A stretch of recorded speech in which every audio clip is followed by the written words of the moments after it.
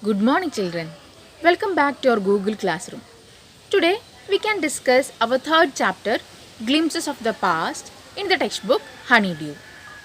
This is a picture story that depicts the history of India's freedom struggle between 1757 to 1857. This lesson is written by the famous Marathi writer S.D. Sawant. This chapter shows the expansion of British rule and the first sparks of revolt by the Indians. This chapter reminds us the past of our country. The British came to India for the purpose of trade, but by the time they left in 1947, they had already ruled over India for more than 100 years. Unbelievably, the British became rich, but the Indians lost their lives and livelihoods. And by the time they left India, India was split into very many unhappy parts. This chapter talks about the history of India from 1757 to 1857 till the First War of Independence, that is in 1857. Let's start the lesson. Glimpses of the Past. This chapter is divided into 9 parts: the martyrs, the company's conquest, British rule, Ram Mohan Roy, oppression, dissatisfaction, the sparks, revolt, the fight for freedom. Let's start the first part, the martyrs. At a function in Delhi in 1963, the famous singer Lata Mangeshkar sang a patriotic song about the martyrs who laid down their lives to gain independence.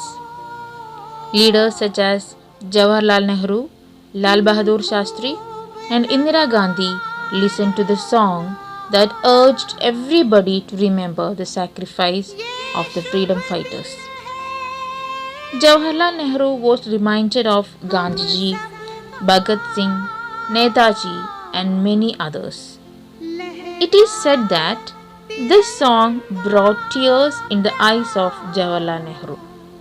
Part 2, the company's conquest from 1757 to 1849.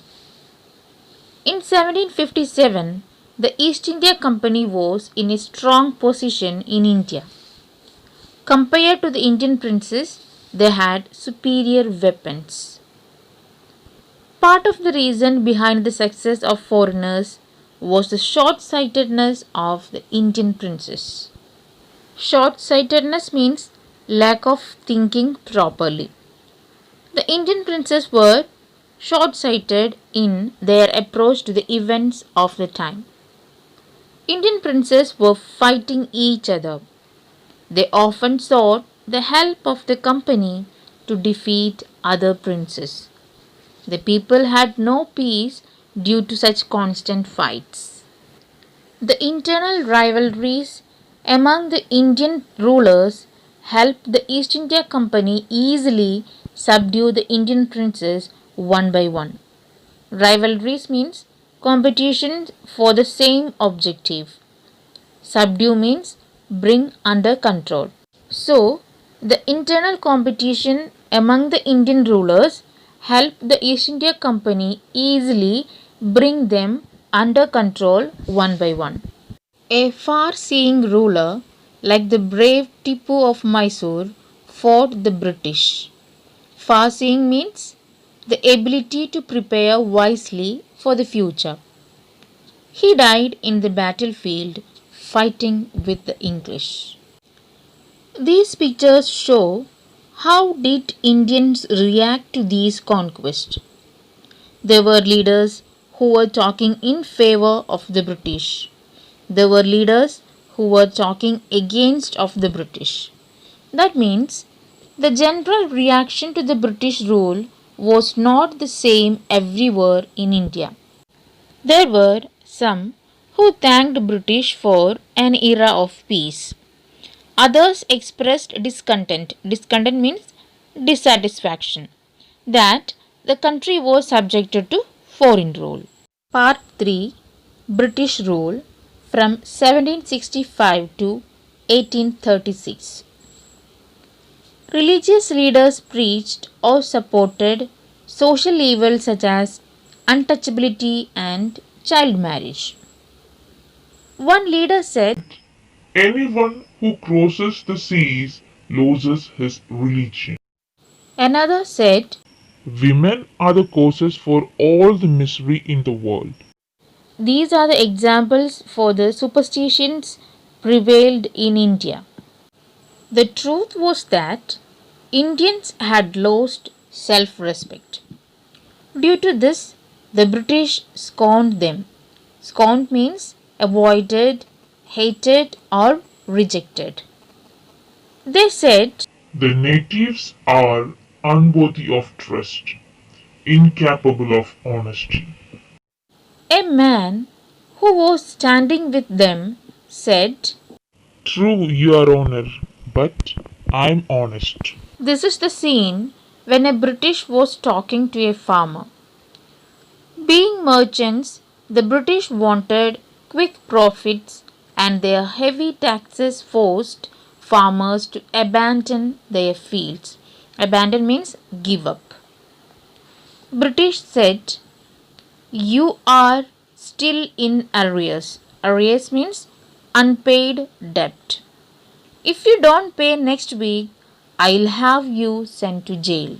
The farmer said, but your men are taking all my crops. That means the English were merchants first. Their aim was to make quick profits. They imposed heavy taxes on the farmers. They sent many farmers to jail for failing to pay the taxes. Heavy taxes ruined the farmers. This is the scene when Britishers were talking each other. They invented other methods which gave them more profits. They used every method to make maximum profits. The imports from England became tax free. Thus, they ruined Indian artisans and their business. Artisan means a skilled manual worker who uses tools and machinery in a particular craft. The British imported goods from England without tax. It ruined the business of the artisans. This caused famine. Between 1822 and 1836, 15 lakh Indians died of starvation. Part 4, Ram Mohan Roy from 1772 to 1833. This is the scene when Ram Mohan Roy was talking to a person. Ram Mohan Roy, a learned man from Bengal, understood what was wrong with the country. He tried to reform the society from the superstitions. He told the people to feel proud of their ancient culture and get the society rid of silly superstitions. This is the scene when Ram Mohan Roy was talking to his wife Uma. He said, cows are of different colors, but the color of their milk is the same. Different teachers have different opinions, but the essence of every religion is the same. That means he taught people that the main content of all religions were the same. This is the scene when Ram Mohan Roy was talking with people. He was attracted by science and modern knowledge. He emphasized the practical use of knowledge. He started newspapers in India. The suspicious British stopped them in 1823. This is the scene when Ram Mohan Roy went to England to meet Britishers. He went to England to see what made the British so powerful.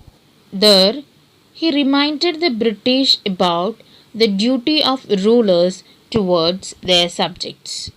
Part 5, Oppression from 1765 to 1835. This is the scene when Indians were put into jail without any fault by Britishers. The British continued to oppress Indians. In 1818, they passed Regulation 3. Regulation means law or an act. Under this act, an Indian could be jailed without trial in a court. This is the scene when Britishers were talking each other about private business. The British officers in India drew means earn, big salaries. Besides, they made fortunes. Fortunes means a very large amount of money or property. So they made fortunes in private business. This is the scene when Britishers forcefully exported goods. By 1829, Britain was exporting British goods worth 7 crore rupees to India. By this, Britishers became rich, but the Indian industries began to die. British Governor General Bentinck reported to England. The bonds of cotton weavers are bleaching the plains of India. Indian weavers lost their livelihood and it was getting difficult for them to sustain against the cheap options. Weaver means a person who weaves fabrics. All these shows the decline of Indian industries with the arrival of the Britishers. We have completed the first 5 parts of the lesson. That's all for today. A YouTube URL is attached. Watch the video. The notes of this lesson is also attached. File and learn it. We can meet in the next class with the continuation of this lesson. Thank you.